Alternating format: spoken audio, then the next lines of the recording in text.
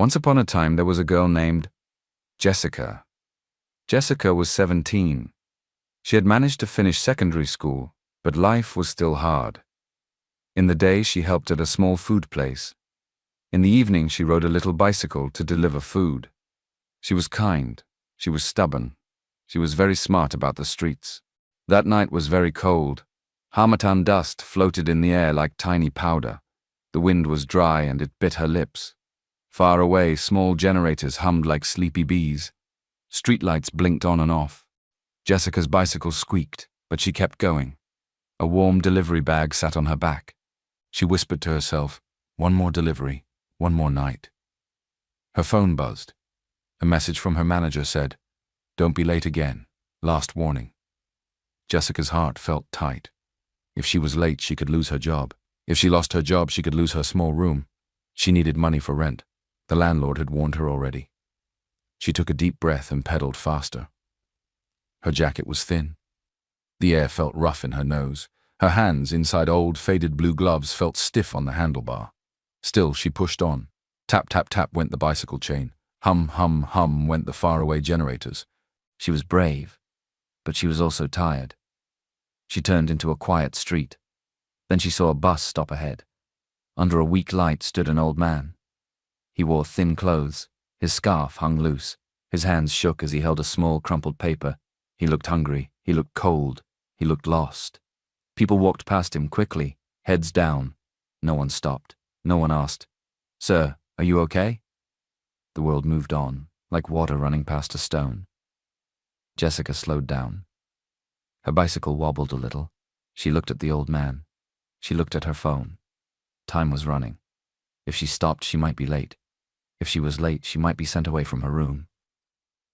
Inside her heart, two small voices began to speak. One voice said, "Ride on, Jessica. You must keep your job. You must pay rent." The other voice said, "Jessica, remember what Mama taught you. Help people who are alone and lost." Jessica held the handlebar tight. She felt the cold wind on her face. She felt the dust on her tongue. She felt the fear in her stomach. She whispered, "Please, not tonight." She looked away from the old man and began to pedal past him. 1, 2, 3 turns of the wheel. But her heart felt heavy. The picture of the old man stayed in her mind, shaking hands, thin coat, lonely eyes. She remembered her mother's gentle voice. "My child, if you see someone alone like that, you stop. It does not matter who they are." Jessica pressed her lips together. She squeezed the brakes. The bicycle made a soft cry. She turned her head. The old man was still there, small under the weak light, like a leaf in the cold. Jessica turned the bicycle around. She rode back slowly. She did not rush. She did not scare him. She stopped a little distance away and put one foot on the ground. The wind lifted the edge of her jacket. The light made a small circle around them. "Good evening, sir," she said in a calm, gentle voice. "Are you okay?" The old man blinked. His eyes were cloudy. His teeth shook a little. He tried to speak. The crumpled paper moved in his hand. The old man opened his mouth. His voice was thin and shaky. "I missed the last bus," he whispered. "Home. White gate. Roses. My name is John." Jessica's heart pulled tight. She looked at his hands. They were shaking. She looked at his coat. It was too thin for this cold night. "All right, sir," she said softly. "I will help you." Jessica took off her scarf. It was the only warm thing on her neck. She wrapped it gently around Mr. John's neck and tucked the ends under his chin. "Better?" she asked. He nodded a little. Jessica checked her small bicycle. The back rack was narrow, but it had carried boxes before. Tonight, it must carry a man who needed help. "I will go slowly," she said. "Please sit here and hold the sides." Mr. John moved carefully. Jessica held his arm so he would not fall. At last he sat small and light, like a tired bird. "Hold on tight," Jessica said again. She looked at her phone. Time was running. If she did this, her delivery would be late. She could lose her job. She could lose her little room. Her chest felt heavy, but her mother's words were louder than her fear. Help people who are alone and lost. Jessica took a deep breath. I choose to help, she whispered. She pushed the bicycle forward. The chain made a soft sound. The cold wind rose like a wall, but she leaned into it. Behind her, Mr. John murmured again, "White gate, roses, John." "I hear you," Jessica said. "We will find it." The road was quiet. The air was dry and sharp. Dust touched their faces. Jessica's old gloves held the handlebar tight. Her legs began to burn, but she did not stop. The phone in her pocket buzzed. She did not look. She knew what it would say. "Are you warm enough?" she asked. "A little," Mr. John said. His teeth clicked softly. He tried to smile. "You are kind." Jessica did not answer. She just pedaled. One breath, one push, one more small piece of road. Inside her mind, she let go of the money she would not earn tonight. She let go of the bed she might lose. She held on to one thing only: do the right thing. And so the girl and the old man moved through the cold night, slow and steady, like two small lights that refused to go out. Jessica kept pedaling into the cold wind. Her legs felt heavy, her fingers were stiff inside her old gloves. The night was quiet, and the air was dry and sharp. Up ahead, she saw a small kiosk with a dim light. A woman stood inside with a flask. The sign said, "Hot drink." Jessica slowed down and stopped. "Please, sir," she said, "let me get you something warm." She parked the bicycle carefully so he would not fall. Then she reached into her pocket and counted her money. It was not much, just a few notes and coins from yesterday's delivery. It was all she had left. "One small cup of hot tea, please," Jessica said. The woman poured from the flask. Steam rose like a soft cloud. Jessica held the cup with both hands. It felt good and warm. She turned to Mr. John. "Here, sir." Mr. John looked at the cup as if it was a treasure. Then he pushed it gently back toward her. "You first," he said in a calm, fatherly voice. "You need strength to pedal." Jessica shook her head. "No, sir, this is for you. Humor an old man," he said with a small smile. Jessica took a tiny sip. "Ah," she hissed, laughing at herself. "It's hot." Mr. John chuckled. "Still too young to be careful." "And you're too old to be freezing," she replied, smiling. They both laughed softly. For a moment, the cold felt a little less cruel. Jessica handed the cup to him. He wrapped his hands around it and took a slow sip. His shoulders relaxed. The scarf around his neck caught a bit of steam. His eyes looked softer, not so afraid. "Thank you," he said. "You are welcome," Jessica replied. They stood quietly beside the small kiosk. The world felt small, just the girl, the old man, the warm cup, and the bicycle waiting for them. After a moment, Mr. John spoke again. His voice was low, like a memory waking up. "My wife loved roses," he said. "She planted them by the gate, red ones, bright and happy. When the wind blew, the whole yard smelled sweet." Jessica listened with care. She did not rush him. "She is gone now," he said gently. "Long ago." "I'm sorry," Jessica said. Her voice was soft. He nodded. He looked at her hands. "My granddaughter used to wear blue gloves," he added. "She always lost them. We would find one in the kitchen and the other in the yard. She laughed about it." Jessica looked at her own gloves, once blue, now faded and worn. She lifted her hands a little. "Mine used to be blue too," she said. "I keep losing them, then finding them again. Maybe they also like to play." Mr. John smiled. The smile was small, but it was real. "You remind me of her," he said. Jessica felt her throat get tight in a gentle way. "I talk to my mum sometimes," she said. "It makes the silence less loud." Mr. John nodded slowly. "Yes," he said. "I talk to my wife too." They shared the last sips of the cocoa. Jessica made sure he had the bigger share. When the cup was empty, she handed it back to the woman at the kiosk with a thank you. Then she turned to Mr. John. "Are you ready?" she asked. He took a breath and nodded. "Ready." Jessica helped him sit again on the back rack. She checked the scarf, tucked it closer under his chin, and made sure his hands held the sides. She wiped a little cocoa from the corner of his mouth with the edge of her sleeve. Then she took the handlebar and looked at the road ahead. "Hold on tight," she said. "I will," he answered. Jessica pushed off. The bicycle rolled back into the night. The air was still cold, but the warmth from the cocoa stayed in their chests. Mr. John hummed a soft tune, just a few notes, like a lullaby with no words. Jessica listened. The sound was steady and kind. She leaned forward and pedaled with new strength. One breath, one push, one more small piece of road. Her phone buzzed again in her pocket, but she did not check it. Her choice was made. "White gate," Mr. John murmured, as if guiding her from inside a dream. "Roses." "We will find it," Jessica said. They passed dark windows and quiet corners. The night felt less empty now. The cocoa had warmed their hands, and the memories had warmed their hearts. Jessica kept her eyes on the path, and Mr. John kept humming softly. Together, they moved like two small lights in a big night. At times, the bicycle shook on rough patches, but Jessica's hands were steady. When the wind pushed, she pushed back. When the road rose, she rose with it. Behind her, Mr. John did not complain. He only breathed, hummed, and held on. "Are you okay?" she asked once.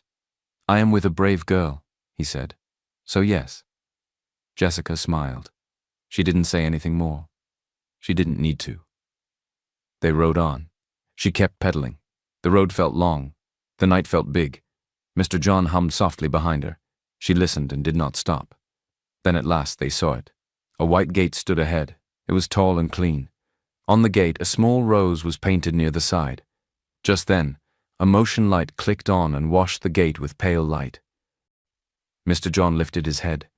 His face changed. The fear in his eyes became relief. "Yes," he whispered. "This is it. White gate. Roses." Jessica looked closer. The crumpled paper in his hand had a shaky note on it. "House with white gate and roses." On the wall there was also a small plate with his family name. It matched the name on the paper. That was how she knew. "You did well," Mr. John said softly. Jessica helped him down from the bike, holding his arm so he would not fall. He stood a little straighter now.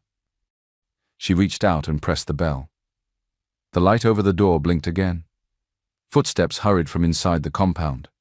The door opened. A young man rushed out, calm face, neat clothes, quick eyes. "Mr. John," he cried. "Sir, where did you go? We were so worried." Mr. John smiled a little. "I went for a ride," he said with a small joke in his voice. The young man looked at Jessica and then back at Mr. John. His name was David. He was Mr. John's helper and driver. "Miss, thank you," David said, breathing fast. "Thank you for bringing him." Jessica shook her head. "I only wanted him to be safe." She tore a piece from an old receipt, found a pen in her bag, and wrote in clear letters, Jessica and her phone number. "In case he needs help again," she said, handing it to Mr. John. Mr. John took the paper like it was something precious. "Thank you, Jessica," he said. "You have done more than you know." "Please, come in and warm up," David said. "We have hot tea, you must be freezing." Jessica stepped back. She shook her head. "No, thank you. I have to go." She looked at Mr. John, checked that the scarf was still snug around his neck, and gave a small smile. "Good night, sir," she said. "Rest well." "Good night, brave girl," he replied. Jessica climbed onto her bicycle. She gave one last look at the white gate and the soft light. Then she turned and rode away into the quiet night. The road back felt colder. Her legs were tired, her hands hurt, but her heart felt calm. She had done the right thing. At last she reached her small place. It was very quiet, too quiet. No music, no soft talks, no window light. She rolled to a stop. On the ground by the door sat her few belongings in a plastic bag: 2 pairs of jeans, a thin towel, a worn charger, and her mother's photo in a little frame. Dust rested on the bag like powder. Jessica tried her key. It did not turn. A paper was taped to the door in big letters. "Rent late, lock changed." Jessica stood very still. The words felt heavy. She read them again and again as if they might change. They did not. Her chest hurt, not from the cold, from the loss. Her father had left when she was very small. He never came back. Her mother had worked hard, smiled softly, and taught her to be kind. Then a few years ago, her mother got sick and died. Since then, Jessica had taken care of herself. She worked, she saved, she tried. This little room was the only roof she had, and now, even that was gone. She picked up the plastic bag. The frame with her mother's photo showed a gentle face and warm eyes. Jessica touched the glass and whispered, "Mum, I tried." The wind pushed dust across her feet. The night felt bigger than before. She had no key, no bed, no job maybe, nowhere to sleep. Jessica took a slow breath. A small tear rolled down, but she wiped it quickly. "Keep moving," she told herself. "Just keep moving." She stood with her small bag on her shoulder and her bicycle by her side. The night felt wide and empty. Her phone began to ring. She looked at the screen. It was her manager. She answered in a small voice. "Hello? Where are you?" His voice was sharp. The customer called 3 times. "I'm sorry," Jessica said quickly. "I found an old man who was lost and I took him home. It was very cold, I couldn't just leave him." "You stopped for a stranger?" He cut in. "You are not paid to play hero, you are paid to deliver. Please, I will make up for it. I can work extra." "No," he said, flat and hard. "You're fired. Bring your uniform next week for your last pay." The line went silent. Jessica lowered the phone. The wind touched her cheek like a rough hand. For a moment she felt dizzy, as if the ground had moved. No job, no room, no plan. She hugged her small bag and looked down the dark street. Where could she go? The places she knew were closed. The places that were open were not safe. She thought of the bus station. She thought of a bench near the road. She thought of nothing and everything at once. Her mother's picture pressed against her side inside the bag. Jessica took a breath and told herself, "Keep moving." She climbed onto her bicycle and began to ride. The chain clicked softly. The wheels hissed on the dry ground. She went past one corner, then another, and another. Time stretched. Her legs ached, her eyes stung. Still she moved. At last, she saw a small light ahead, a mini-mart with a bright sign. The door was open. Inside, warm air and the smell of clean floor soap drifted out. A man with kind eyes stood behind the counter. Jessica stopped and pushed her bicycle to the side. She stepped in, cold air following her like a shadow. "Good evening, sir," she said, voice careful. "Please, can I just warm up for a little while? I can help clean. I can arrange shelves. I won't cause trouble." The man looked at her from head to toe. He saw the dust on her jacket, the tired eyes, the old gloves. His face softened. "My name is Mr. Peter," he said gently. "Come in. Close the door. You can help me restock, then sit a bit." "Thank you, sir," Jessica said, relief watering her eyes. She blinked quickly so the tears would not fall. A second man stepped out from the back, a younger man with a tight mouth and narrow eyes. He wore a name tag, Victor. He looked at Jessica like she did not belong there. "Who is she?" Victor asked, frowning. "A girl who needs a warm place for a while," Mr. Peter said. "She will help us with the shelves." Victor folded his arms. He did not smile. He watched Jessica like a guard dog. Mr. Peter handed Jessica a small cloth and pointed to a stack of drinks. "Please wipe and arrange these. Slow and neat, no rush." "Yes, sir," Jessica said.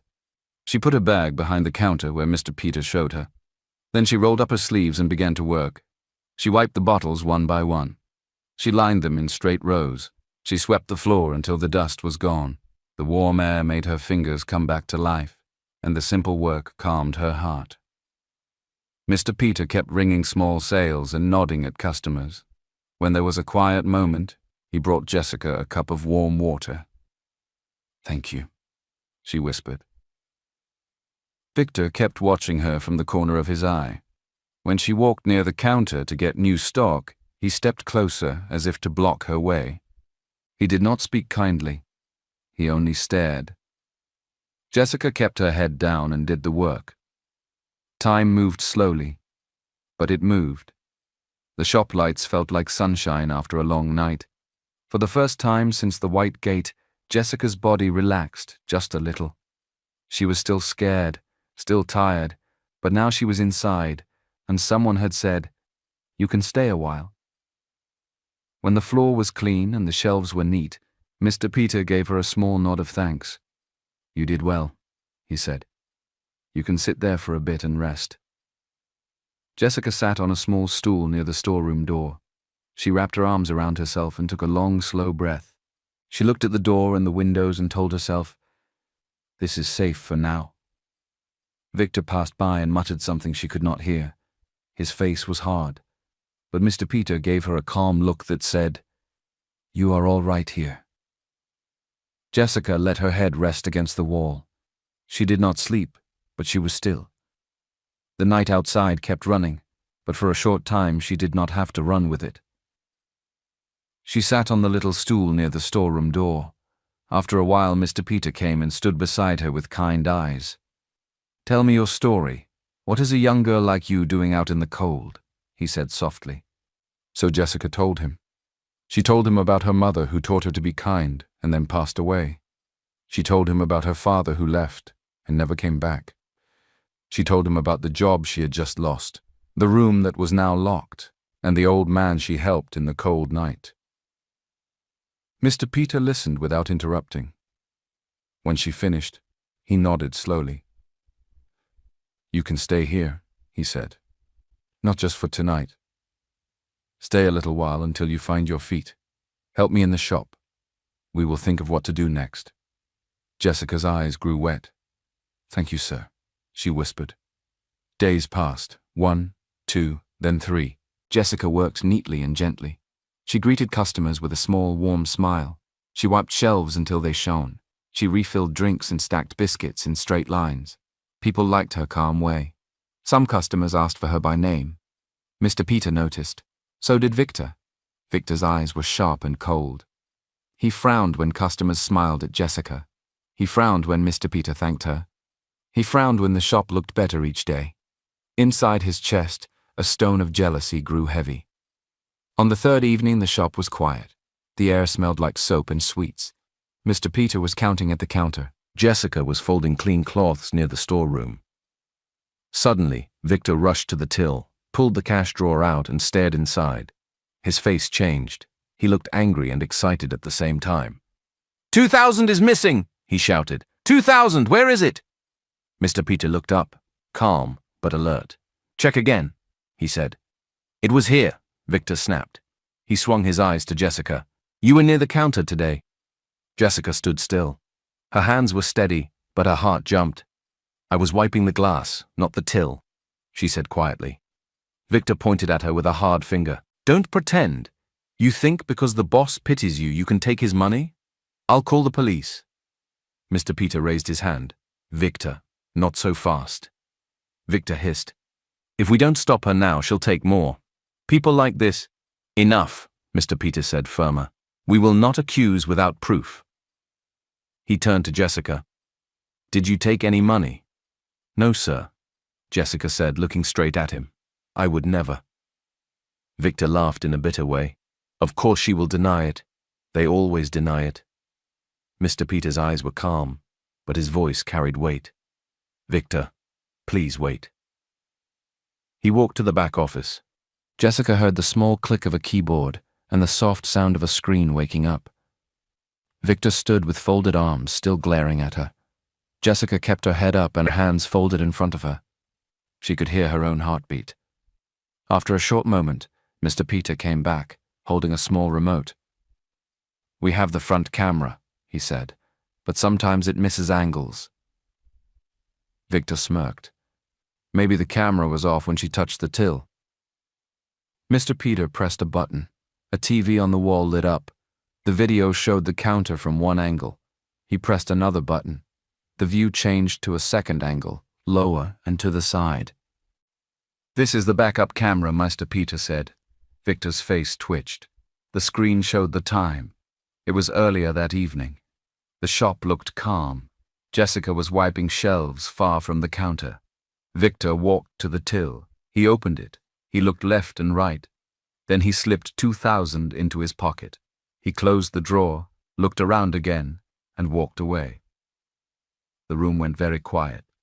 Victor's mouth opened, but no words came out. His face turned pale and then red. I I was checking the balance. Save it, Mr. Peter said, his kind voice now firm as a door. You lied. You tried to blame someone who did nothing wrong. Victor threw a small curse under his breath. He grabbed his bag from under the counter. You'll regret this, he muttered. But his words felt thin in the strong light of the truth. He pushed the door and left. The bell above the door shook and fell quiet. Mr. Peter turned to Jessica. His face softened again. I am sorry, he said. He should not have spoken to you like that, and he should not have accused you. Jessica let out a breath she didn't know she was holding. Thank you for checking, sir. Mr. Peter nodded. Truth does not shout, but it stands, he said. You can sleep in the storeroom tonight. The small cot is ready. Lock the door from the inside if you like. Jessica's eyes filled with tears she tried to hide. Thank you, she whispered. Thank you very much. When the shop closed, Mr. Peter gave her a thin blanket and a bottle of water. The storeroom was small and warm. Boxes stood like quiet friends around her. She sat on the cot and held the blanket close. Thank you, she whispered again, unsure if she meant it to Mr. Peter, the hidden camera, or to God who sees in the dark. Her mind drifted to Mr. John. She pictured the white gate and the soft motion light. She pictured his gentle hands around the warm cup and the scarf snug under his chin. I hope you are all right, she said into the quiet room. I hope you slept well. The heater hummed. The dust of harmattan sat still at last. Jessica lay down, and for the first time that day the fear in her chest loosened. Her eyes closed like two tired doors. Outside, the night walked on. Inside, a brave girl rested, held by a small room and a big truth. Morning came softly. The storeroom was quiet and warm. Jessica heard the shop door open as Mr. Peter began his day. She sat up on the small cot and folded the blanket. Her phone buzzed. A gentle voice spoke.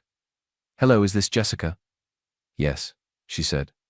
This is David, the voice said. I work for Mr. John. I called earlier and you told me where you are. I am outside now. Jessica stood and peeked through the little window. A clean black car waited by the front.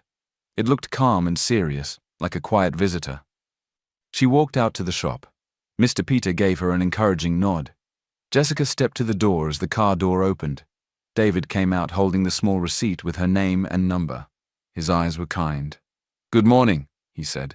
Mr. John wants to see you. He woke up today and remembered everything that happened 3 days ago. He remembers the scarf. He remembers the bike. He remembers you. Jessica felt her heart grow warm. Is he all right? She asked.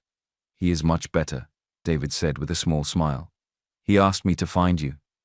Jessica looked at Mr. Peter. He nodded again. Go, he said softly. You are safe. Jessica climbed into the car. The seat was soft. The air smelled clean, like pine. She had never sat in a car so quiet. The world outside slipped by like a slow picture. They drove for a while. At last they stopped in front of a big mansion. It was not the same house where she had dropped Mr. John 3 days earlier. This place was larger and calmer, like a deep breath. A guard opened the gate. The car rolled in gently. Inside, the floors were smooth and bright. The air was warm and smelled like tea. David led her to a wide room with soft chairs. Jessica stood by the door, unsure. Then Mr. John walked in with careful steps. He did not look lost now. He looked clear and kind. His eyes were bright and his smile was small but sure. There you are, he said, my brave girl. Jessica felt shy. She folded her hands. Good morning, sir. Mr. John sat down and nodded to a chair.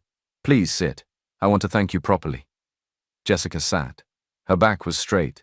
Her hands were on her knees. Mr. John began to speak in a calm voice. I remember the cold night. I remember your scarf around my neck. I remember your bicycle and how you said, hold on tight. I remember the hot cocoa. I remember how you wrote your name and number on a torn receipt. You helped me when others walked past. Jessica looked down. I only wanted you to be safe. Mr. John nodded. That is why your help is special. You did not ask for anything. You were ready to lose your job and your room, but you still helped. Jessica's eyes grew wet. She blinked and kept quiet. "This is not charity," Mr. John said gently. "This is gratitude. My sources tell me you have nowhere to stay. I want you to stay here for a while. There is a guest room ready for you. Rest, eat, and relax. You do not have to worry about the cold tonight." Jessica's lips trembled. "Sir, I don't want to take advantage." "You are not," he said. "You gave me care when I was weak. Let me give you rest while you find your feet." David brought a cup of warm tea and set it near Jessica. Mr. John smiled again. "You remind me of someone I loved very much," he said. "Someone who believed that kindness is never wasted." Jessica held the warm cup. The heat reached her fingers, then her chest. She took a small sip. "Thank you," she whispered. "You are welcome," Mr. John replied. "Please stay as long as you need. We will talk more after you rest." Jessica stood and followed David down a quiet hall. He opened a door to a clean guest room with a soft bed and a big window. Sunlight lay on the floor like a warm blanket. "This is for me?" she asked, almost afraid to move. "Yes," David said. "Mr. John insisted." Jessica stepped inside. She touched the bedspread with careful fingers. For the first time in many days, she felt truly safe. "Thank you," she said again. David nodded and left her to rest. Jessica sat on the bed, held the warm cup, and closed her eyes for a moment. In her mind, she saw the white gate, the scarf, the tea steam, and her mother's smile. She breathed in. She breathed out.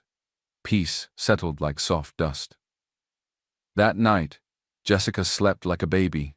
The bed was soft. The room was quiet. No fear, no dust, just peace. Morning light touched her face. She sat up and smiled without trying.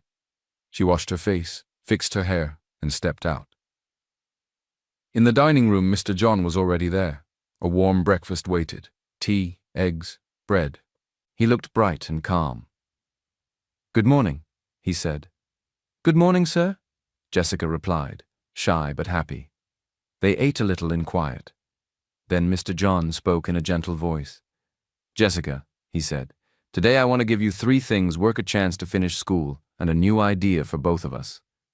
Jessica's eyes grew wide. "For me?" "For us," he said. "First, I want you to help me put my affairs in order. Papers, letters, the office, everything that needs care. You will work here." Jessica nodded slowly. "Yes, sir." "Second," he went on, "I want to help you go back to school. You are smart, you are brave, and most of all, you are kind. You should finish your learning. We will plan it." Jessica put a hand to her mouth. "Thank you," she whispered. "Third," Mr. John said, leaning closer, "I want us to start a youth foundation. A small one at first, then bigger. We will help boys and girls who have no roof, who need a bed, who need a kind hand. We will help them learn skills and find jobs. We will give scholarships, job training, tutoring, and safe beds for those in trouble." Jessica felt her heart thump, slow and big. "Sir? Me?" "Yes, you," he said, smiling. "I will handle the money. You will handle the heart. I have seen your heart. It is strong." Jessica blinked fast. "I don't know how to run something like that." "You will learn," he said.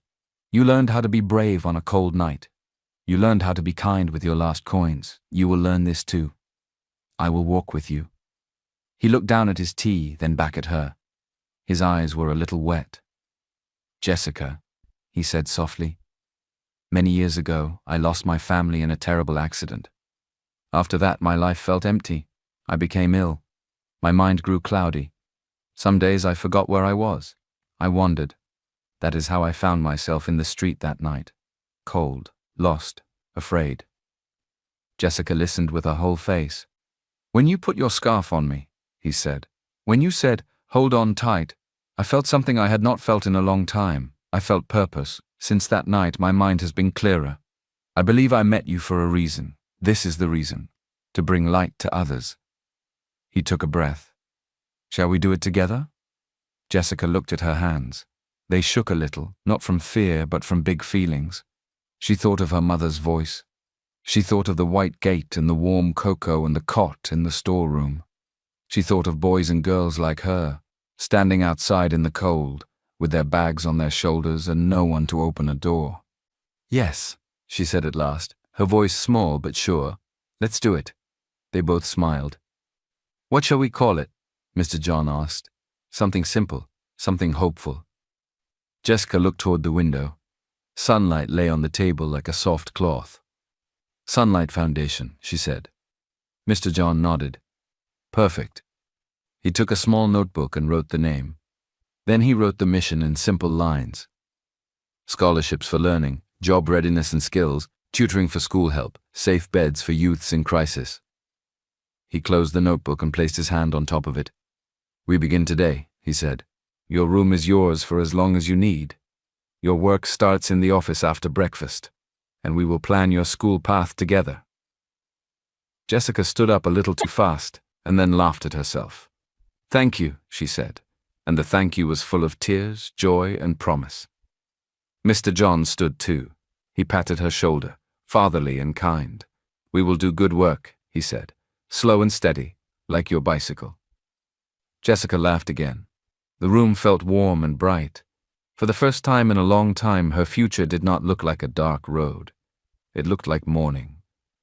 After breakfast, Jessica went to the small office inside the big house. It was quiet and full of papers. Some papers were old and sleepy. Some were new and waiting. She rolled up her sleeves. She made neat piles, letters, bills, notes, plans. She wrote simple labels. She put files in a drawer and made a list of things to fix. She answered polite calls and wrote down names. She placed a small flower on the desk to make the room feel alive. Mr. John came in with a careful smile. "You make this place breathe," he said. Together they began registering documents for Sunlight Foundation. They filled forms. They signed where they should sign. They spoke to kind people who wanted to help.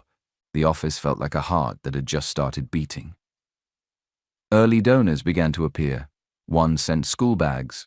One sent notebooks. One sent a small box of pencils. Jessica wrote thank you letters in simple words that came from her heart.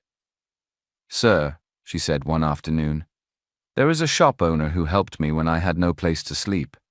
His name is Mr. Peter. He was kind. Maybe we can buy some of our supplies from him." Mr. John's eyes warmed. "Yes," he said. "Kindness should meet kindness. Let's place our first order there." Jessica called the mini-mart. When Mr. Peter heard her voice, he almost laughed from joy. "I am proud of you," he said. "I will prepare the supplies." Soon, the foundation started a small tutoring corner. Children came after school to read and do homework. Jessica sat with them, showed them how to sound out hard words and clapped when they tried. They also set up a skills table where older youths learned simple job skills, how to write a CV, how to speak in an interview, how to be on time and be honest. They found 2 safe beds for youths in sudden trouble. The beds were clean. The sheets smelled like sun. Jessica checked them herself and put small notes by the pillows. "You are safe here." The quiet story of their work began to travel, first in whispers, then in small voices, then in a few lines online. A local writer posted a short article about Jessica's kindness and Mr. John's new purpose. There were 2 photos. One showed Jessica walking with Mr. John, both smiling a little. The other showed Jessica handing notebooks to a shy boy. Many people clapped in the comments. They wrote, "This is good," and "Bless you," and "The world needs this." But not everyone was kind. Some people felt envy. They did not see the cold night, the lost job, the lost room. They only saw a girl in a picture near a rich old man and felt a stone in their hearts. Among those people was Victor. He saw the photo. His jaw went tight. "Her," he said to no one. "Now she is a hero?" He remembered the backup camera. He remembered the truth that showed his lie. The shame burned like pepper in his chest.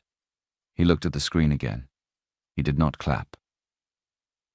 Back at the foundation, Jessica did not know about Victor's heavy thoughts. She kept sorting mail. She kept writing thank you notes. She kept placing orders with Mr. Peter. She kept listening to Mr. John's steady plans. She kept smiling at children who needed one gentle smile to try again. In the afternoon, she found a quiet moment. stood by the window and whispered, "Thank you, God. We are helping, one small step at a time." The room felt bright, as if the sun itself had nodded. Meanwhile, across town, Victor could not keep still anymore. His envy and anger grew hot. He made a video on his phone. In the video, he spoke hard words. He said Jessica was manipulating Mr. John. He said she was gold digging. He posted it online. Then he posted more comments with the same lies. The lies spread like a small fire on dry grass. People online started to write insults. Some reporters began to call the house. Neighbors whispered when Jessica walked past. The air felt heavy. The phone kept ringing. The doorbell buzzed too often. David came to the office and spoke softly. "Should we make a public statement?" he asked. "We can explain." Mr. John shook his head. His face was calm. "Kindness shouldn't need to defend itself," he said. "We will keep doing the work." Jessica tried to be brave, but her chest felt tight. She turned off her phone and focused on the children, the files, the soft steps of good work. Far away, Mr. Peter saw Victor's video. His face became serious. He remembered the night in the shop. He remembered the backup camera and the truth it held. "This is wrong," he said. He went to his computer. He found the CCTV clip from that night, the one that showed Victor taking the money and then trying to blame Jessica. Mr. Peter uploaded the video online with a few simple words. "Here is the truth. She did not steal, he did." The clip spread quickly. People watched. They saw old customers from the mini-mart wrote comments. "Jessica worked hard. She was polite. I remember her. She helped me carry a bag." This video says it all. Even the manager from Jessica's old delivery job posted a short note. "Jessica missed one delivery because she helped an old man in the cold. I was angry then, but I respect her now." Slowly, the loud lies began to grow quiet. The truth stood up, calm and clear. Some media that first carried the wrong story changed it. They wrote corrections. They said sorry. People who had been unsure now clapped. A few sent donations to Sunlight Foundation saying, "Keep going, do more good." Victor had no choice than to hide in shame. His lies are out in the open for all to see. Jessica read a few messages and put her hand over her heart. She breathed out a long breath she didn't know she was holding. Mr. John called her to the dining room. He looked at her with warm eyes. "I am proud of you," he said. "You did not fight with anger. You stayed with the work. That is strength." Jessica smiled, small and real. "Thank you, sir," she said. "I only want us to help more people." "And we will," Mr. John replied. "The light will not go out." They went back to the office. The children read new words. The phone rang again, but this time it was a kind voice asking how to volunteer. Outside, the sun moved slowly across the sky. Inside, the work moved too, soft, steady, good. The next week, a friendly camera came to the office. A young reporter with kind eyes asked gentle questions. She did not push. She listened. "Why do you do this work?" she asked. Jessica looked at the children reading in the corner. She looked at the soft files on the table. She remembered the cold night in the white gate. Then she spoke from her heart. "Kindness is strength, not weakness," she said. "When we help one person, the world becomes a little brighter." The reporter smiled. Later that evening, a short TV feature showed Sunlight Foundation, children reading, youth learning skills, 2 simple safe beds made with care. People at home watched and nodded. Soon after, an official invitation arrived. A community leadership event asked Mr. John and Jessica to come and share their story. The hall was big and full of faces. Jessica's hands shook a little at first. Mr. John touched her shoulder and whispered, "Just tell the truth." Jessica stepped to the small microphone. She looked out at the listening eyes. "Good evening," she began, her voice soft but sure. "We started with a bicycle, a scarf, and a cup of hot cocoa. We kept going because kindness asked us to. If you have 2 hands, you can help. If you have 1 smile, you can share it. If you have a little, you can still give." The hall grew quiet in a warm way. Heads nodded. Some eyes shone. From that day, Sunlight Foundation began to grow. 1 small center became 3 over time.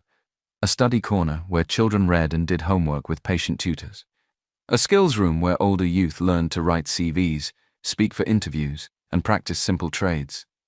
A set of safe beds for those in sudden trouble, clean sheets, soft pillows, and a note by each bed. You are safe here. Jessica became the face of the work, calm, steady, and believable. She spoke gently to volunteers. She thanked donors with simple, honest words. She sat on the floor with little ones to read picture books. She stood tall with teenagers and said, "You can do this." And she went back to school. Each morning she studied. Each afternoon she returned to the foundation. Mr. John helped with fees and quiet guidance. David drove her when classes ran late and made sure she ate before meetings. Some nights were hard, but Jessica kept a steady rhythm. Learn, serve, rest, repeat. When exams came, she carried a small memory in her pocket, a folded copy of the word sunlight. She touched it before each test and whispered, "Do your best." The centers kept buzzing with life. Laughter rose in small bursts. New volunteers arrived with open hands. Donations came in careful drops. Sunlight grew like a slow morning, soft at first, then clear. One evening, after a long day, Jessica found Mr. John sitting by a window, watching the sky turn gold. He looked peaceful. "You spoke well today," he said. "I was scared," she admitted. "Courage is not the absence of fear," he replied with a smile. "It is the choice to speak anyway." Jessica sat beside him. They watched the last light settle on the trees. The house felt gentle around them. Time moved like a gentle river. The centers grew. The children laughed. The youths tried and tried again, but Mr. John began to slow down. Some days he walked with a stick. Some days he sat by the big window and watched the sky. His favorite place became the greenhouse, warm, quiet, full of soft green leaves. He liked to touch the plants and close his eyes. Often he hummed a lullaby, the same soft tune Jessica first heard on the bicycle that cold night. Jessica sat with him there. Sometimes they spoke. Sometimes they were silent. The silence was not empty. It was kind. One calm afternoon, Mr. John held her hand. His fingers were thinner now, but his eyes were bright. "Jessica," he said softly, "promise me something." "Yes, sir," she replied. "Keep the light burning," he said, "when I am here and when I am gone. Let no rumor, no wind, no night put it out." Jessica's eyes filled. "I promise." He smiled, small and sure. Then he hummed the lullaby again. The plants seemed to listen. Days passed. One night the house was very quiet. A soft moon lay on the floor like milk. In the morning David knocked on Mr. John's door and went in. Mr. John had died in his sleep, peaceful, gentle, as if he had walked into a bright room and sat down to rest. In his hands he still held the thin blanket Jessica once gave him on the cold night. The house breathed out a long, sad sigh. They planned a funeral simple and honest. People came. Beneficiaries who had slept in safe beds, partners who had given notebooks and time, friends who had shared tea and plans. There were wet eyes and quiet prayers. There were soft smiles for a good man. Jessica stood to speak. Her hands did not shake now. The promise sat warm in her chest. "Once," she began, "I found an old man alone in the cold. I thought I was helping him home, but he also helped me home to purpose, to hope, to a bigger family." She looked at the faces before her. "Family is who walks you home in the dark," she said, voice clear and gentle. "Family is who gives you hope when you are hopeless. Mr. John did that for me and for many. We will keep doing it for others." A soft silence fell like a blanket. Then a gentle wave of claps rose, respectful, kind. When it ended, Jessica stepped down. She touched the corner of her eye and smiled at the photo of Mr. John, his quiet eyes, his small, steady smile. Outside, the sky held a pale light. Inside, the promise held a strong one. 3 days after the funeral, the house was quiet. Morning light stood softly on the floor. David knocked on Jessica's door and stepped in with gentle steps. In his hand was a sealed letter. "This is from Mr. John," he said. "He asked me to give it to you." Jessica took the letter with both hands. Her fingers shook a little. She broke the seal and read, "My dear Jessica, thank you for giving me back my best years. You reminded me that goodness still lives in this world. I have left my house affairs in order. I entrust the Sunlight Foundation to your leadership. Lead with truth. Lead with care. Remember, real wealth is what we share. With love, Mr. John." Jessica pressed the letter to her chest and closed her eyes. A warm ache filled her. She whispered, "Thank you." Not just for the paper in her hands, but for the life he lived and the light he left. "I will make you proud," she said softly. "I will help as many people as I can." David nodded. "We are with you," he said. Jessica began to lead with a steady heart. She tightened governance clear records, honest reports, open books. She set simple rules and kept them. She expanded scholarships, reaching more students who needed fees, uniforms, and books. She started mentorship pairs, older helpers walking beside younger ones, listening, guiding, cheering them on.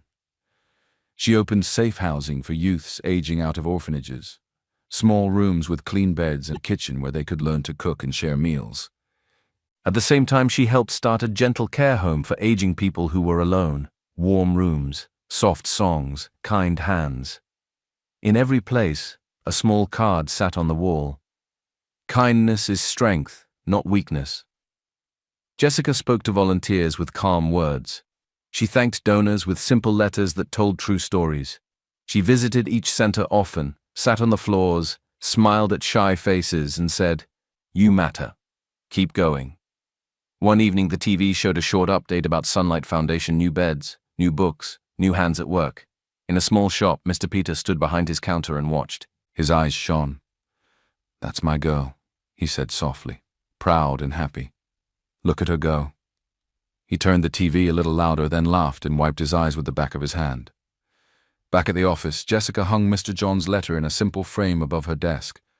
Whenever she felt tired, she looked up and read the line again. "Real wealth is what we share." She took a breath, smiled, and kept working. 10 years passed like pages turning in a gentle book. The centers were full of life. On the anniversary day, the courtyard was bright. Children laughed, chasing each other around a small tree. Volunteers carried boxes of books. A little band tuned their drums and flutes. The evening air felt soft and kind. A reporter held a small microphone and smiled at Jessica. "How did all this begin?" she asked. Jessica looked around at the children, at the safe beds, at the study tables, at the old photo of Mr. John on the wall. She felt the promise in her chest, the same promise she had made in the greenhouse. It began with a bus stop, a lost man, and a choice, she said. Her voice was calm and warm. "I chose to help, and that one choice changed my life and many others." Later, as the sun slid down and lights clicked on, Jessica and David walked to the entrance. They stood by a simple white gate with a clean sign, "Sunlight Foundation, Hope for the Hopeless." The evening lights glowed like quiet stars. The far hum of the city rolled by, cars, voices, life moving forward. But in Jessica's ears, compassion sounded louder. She walked to a small rose bush by the gate. The petals were pink and brave. She bent her head and whispered, "Thank you, Mr. John." For a moment, the night felt like a soft hand on her shoulder. She stood up, took a slow breath, and turned back toward the courtyard, toward the noise of happy children, toward the lists on her desk, toward the next person who would knock and say, "Please, can you help me?" Jessica smiled, because in life, one act of kindness can outlast the noise, and so she went back to work.